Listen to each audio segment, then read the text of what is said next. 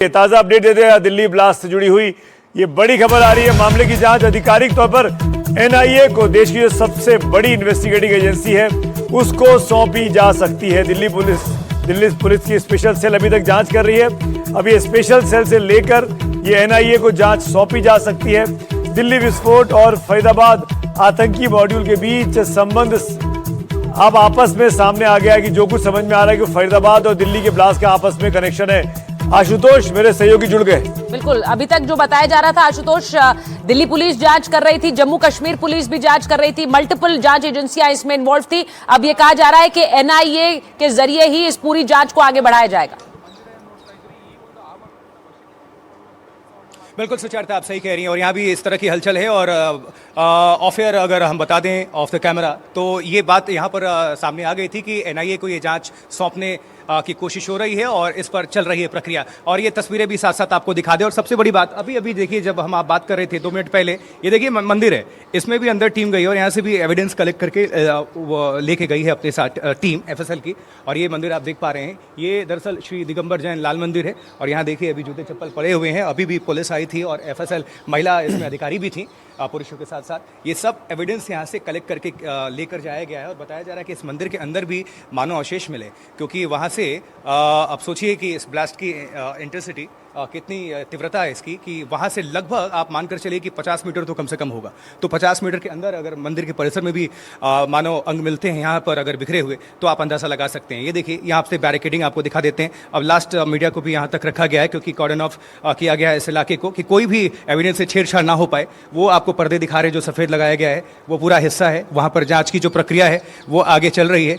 और साथ साथ आपको बता दें कि अब रैपिड एक्शन फोर्स भी मोर्चा संभाल गई है। अभी इनकी ब्रीफिंग भी हुई थी और अलग अलग हिस्सों में हर तरफ, चारों तरफ इनकी तैनाती कर दी गई है। लाल किले का वो परिसर आपको नजर आ रहा है, ये चांदनी चौक का इस तरफ वाला हिस्सा आपको नजर आ रहा है। ठीक इसके बगल में श्री गौरीनाथ मंदिर भी है, शंकर जी का, और भक्त यहाँ पर बहुत संख्या में आते हैं। और सबसे बड़ी बात, लोगों से मैं बात कर रहा था तो जानकारी मिली कि जब ये ब्लास्ट हुआ जिस कार में, उसके ठीक 3-4 कार के पीछे डीटीसी की बस थी। अब अंदाजा लगाइए, डीटीसी की बस इसलिए इंपॉर्टेंट है कि अगर बस में अगर चपेट में अगर बस आ गई होती तो उसमें सैकड़ों मुसाफिर सवार होते हैं, तो खतरा और बड़ा हो सकता था। एफएसएल की एक गाड़ी पर मौजूद है और लगातार एफएसएल की टीम आ रही है और मुआयना कर रही है, क्योंकि एविडेंस सबसे ज्यादा इस वक्त इंपॉर्टेंट है, उसको कलेक्ट करने की कोशिश हो रही है पूरी टीम की तरफ से।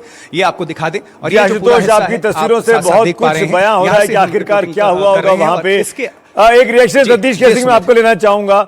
एनआईए को जांच सौंपी जाने की बात आ रही है इस पूरे मामले में। बड़ा ब्लास्ट दिल्ली में, बहुत 14 साल के बाद इतना बड़ा ब्लास्ट हुआ, और वो भी वहां कहा जा रहा है कि फिदाइन है। ये फिदाइन के होने का भी शक इस पर जताया जा रहा है। देखिए, ये पहला मौका है सुमित, मैं तो इंतजार कर रहा था कि आप कुछ पूछें। ये पहला मौका है जो कि इतने देर के बाद भी अभी तक आधिकारिक रूप से इसे आतंकवादी घटना नहीं कहा गया है, पहली चीज। दूसरी चीज कि अगर ये फिदाइन है जैसा बात किया जा रहा है, कयास लगाया जा रहा है, तो इससे पहले फिदाइन हमला भारत में कहाँ हुआ, अगर जम्मू कश्मीर को छोड़ दे तो। तीसरी बात जो देखने को लग रहा है कि भाई आप इस ढंग से 2900 किलो आपको मिलता है आरडीएक्स और व्हाटएवर वहाँ फरीदाबाद में, वो कैसे पहुँचा, कहाँ से पहुँचा, क्या उसके बाद ये दिल्ली में बदरपुर बॉर्डर से अगर की बात है, अगर ये लाल किले के पास पहुंचे तो कैसे पहुंचे, और ये अगर ये फिदाइन हमला है तो ऐसे जो हमले हैं या तो पाकिस्तान में या बेरूत में हुआ करते। ये लाइव तस्वीरें इस वक्त आ रही हैं, जो जहां दुर्घटना घटी, जहां पर ये धमाका हुआ, वहां से ये लाइव तस्वीरें हैं। आप देखिए, डॉग स्क्वाड जो वहां पुलिस का दस्ता है और रैपिड एक्शन फोर्स है वहां पर तैनात है। ये तस्वीरें जांच एजेंसी, जैसा हमने कहा कि मल्टीपल जांच एजेंसियां इन्वॉल्व थी अभी तक, अब ये कहा जा रहा है कि एनआईए के जरिए ही इस जांच को आगे बढ़ाया जाएगा। आशुतोष वहां पर मौजूद हैं। आशुतोष, जरा तस्वीरें आपके कैमरे से ही आ रही हैं और अपने दर्शकों को भी बता रहे हैं कि बहुत से ऐसे लिंक्स हैं जो अब जुड़ रहे हैं, जिनमें एक उमर की तस्वीर भी सामने आई है। उमर के भाई की भी तस्वीर सामने आ रही है, जिसमें कहा जा रहा है उसने गाड़ी खरीदी। अब डीएनए जांच उमर के शव की भी की जाएगी, अगर वो उमर का शव है जिसने जो उस गाड़ी में बैठा हुआ था जब ये धमाका हुआ है। बिल्कुल सुचारित, आप सही कह रही हैं, और एस्टेब्लिश करने की पूरी तरह से कोशिश हो रही है। और आज का दिन सबसे ज्यादा इंपॉर्टेंट है, आज पूरी देर रात तक देखिएगा, क्योंकि ये एविडेंस के लिहाज से भी बहुत इंपॉर्टेंट है, बैठकों के लिहाज से भी है। उधर पाकिस्तान में भी हलचल है, क्योंकि वहां भी सेना को अलर्ट मोड पे रखा गया, क्योंकि उनको पता है कि अगर भारत में कुछ भी गतिविधियां होती हैं तो उसका अंजाम क्या हो सकता है। लेकिन इस तरफ आपको हम तस्वीरें ज्यादा से ज्यादा दिखा दें, क्योंकि ये जो है वो घटना वाली जगह है। ठीक यहां से हम लगभग 30 से 40 मीटर की दूरी पर हैं, और इस इलाके को तो पूरी तरफ से हर एक दिशा से घेर दिया गया है, कोई भी एग्जिट पॉइंट, क्योंकि यहां पर अब एफएसएल की टीम, यहां दिल्ली पुलिस की टीम, रैपिड एक्शन की टीम, एनआईए की टीम, एनएसजी की टीम, उनके आला अधिकारी जितने भी हैं, जितनी भी संयुक्त कार्रवाई हो सकती है, सबकी यहां पर मौजूदगी हो रही है बीच बीच में। और इसके अलावा जम्मू कश्मीर पुलिस जांच कर रही है। और भी देखिएगा, कल हमने देखा था कि किस तरह से जो कड़ियां जुड़ी थी और कुछ गिरफ्तारियां हुई थी कई राज्यों से, आज भी वो हमें जानकारी मिल सकती है, क्योंकि जो सोर्सेस बता रहे हैं कि पूरी तरह से एक्शन में है हर एक स्टेट की पुलिस प्लस एजेंसियां। तो उसका परिणाम आपको देखने को मिलेगा थोड़ी देर के बाद। और अभी हाई लेवल बैठक भी होने जा रही है, क्योंकि कल गृहमंत्री अमित शाह ने कहा था कि हम जितनी जल्दी हो सके हम बैठक भी करेंगे, इसको अपडेट भी करेंगे। उधर दूसरी तरफ जेपी अस्पताल की अगर बात करूं तो वहां पर भी जो है एविडेंस को, तमाम सबूतों को लाल किले और आसपास से इकट्ठा किया जा रहा है, चाहे वो मानव अंग हो, चाहे वो विस्फोट में इस्तेमाल किए जाने वाले कोई हथियार हो, उन तमाम चीजों की इकट्ठा किया जा रहा है। बड़ी बात, दिल्ली में ये ब्लास्ट हुआ, दिल्ली में लगभग हर जगह पर सीसीटीवी कैमरे मौजूद हैं, और लगभग 200 सीसीटीवी फुटेज को रात भर दिल्ली पुलिस के 200 कर्मचारियों ने खंगाला है। और उसके बाद 13 संदिग्धों की पहचान हुई है, 13 संदिग्धों से पूछताछ चल रही है। ये पूछताछ क्या अरेस्ट में तब्दील होगी या सिर्फ पूछताछ तक ही है? इस अपडेट के लिए मुकेश के पास आपको ले चलते। मुकेश, ये जो 13 संदिग्ध हैं जो सीसीटीवी में देखे गए, इनका क्या रोल है?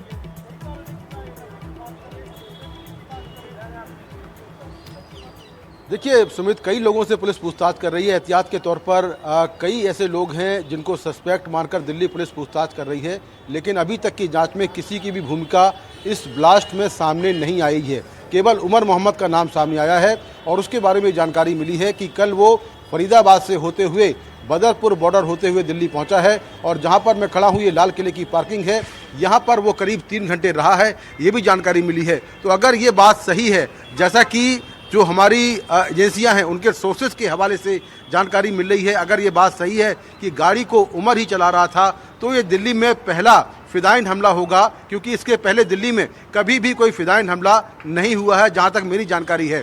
दूसरा, जो I-20 कार है जिसके अंदर एक डेड बॉडी मिली है, और एक उसका जो हाथ है वो काफ़ी दूर जाकर गिरा हुआ था, तो पुलिस ने जो उस डेड बॉडी के सारे पार्ट्स हैं वो इकट्ठा करवा के उनका जो डीएनए टेस्ट है वो करवाएगी। डीएनए टेस्ट के बाद साफ होगा कि क्या गाड़ी को उमर मोहम्मद ही चला रहा था। तो उमर मोहम्मद इस पूरे सिंडिकेट में एक बड़ा नाम उभर कर सामने आया है, और ये जो J&K पुलिस है और जो दिल्ली पुलिस है उससे ये बड़ी जानकारी निकलकर सामने आ रही है कि जैश-ए मोहम्मद का ये पूरा मॉड्यूल है, जिसके 7 लोग कल गिरफ्तार हुए थे, जिसमें लखनऊ की एक लेडी डॉक्टर पकड़ी गई थी, और साथ में दो लोग, जिसमें आदिल था और दूसरा जो आदमी था वो था मुजम्मिल शकील, जो कि पुलवामा का रहने वाला है। और ये जो उमर मोहम्मद है ये भी पुलवामा का रहने वाला है, पेशे से डॉक्टर है। तो लगातार इसको लेकर जांच चल रही है। यहाँ मैं आपको एक बात और पूरा बताऊं कि इस पूरे मामले की शुरुआत कहाँ से हुई। 19 अक्टूबर को श्रीनगर के अंदर बहुत सारे जैश-ए-मोहम्मद के पोस्टर देखे गए। पुलिस ने जब जांच शुरू की तो ये पाया कि पोस्टर लगाने वाला आदिल है, क्योंकि वहां पर जो सीसीटीवी कैमरे लगे थे उन कैमरों में आदिल का जो फुटेज था वो कैप्चर हुआ। उसके बाद 6 नवंबर को सहारनपुर से आदिल को गिरफ्तार किया गया। आदिल सहारनपुर में एक अस्पताल में 6 महीने से डॉक्टर के तौर पर काम कर रहा था। आदिल से पूछताछ के बाद अनंतनाग में, जहां पर उसका घर है, वहां पर एक अस्पताल के अंदर एक लॉकर से एक AK-47 बरामद हुई।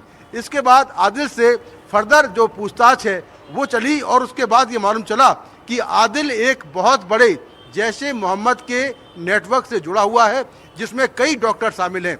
इसके बाद J&K पुलिस ने हरियाणा पुलिस के साथ मिलकर फरीदाबाद में छापेमारी की, बिल्कुल, जहां पर 2 जगहों से करीब 2900 किलो विस्फोटक बरामद हुआ, और ये पूरा नेटवर्क जो है वो सामने आया। उसका पर्दाफाश हुआ, बड़ी कामयाबी थी। लेकिन कल सुबह तक लग रहा था कि बहुत बड़ी एक घटना को होने से इस विस्फोटक के मिलने के बाद बचा लिया गया है।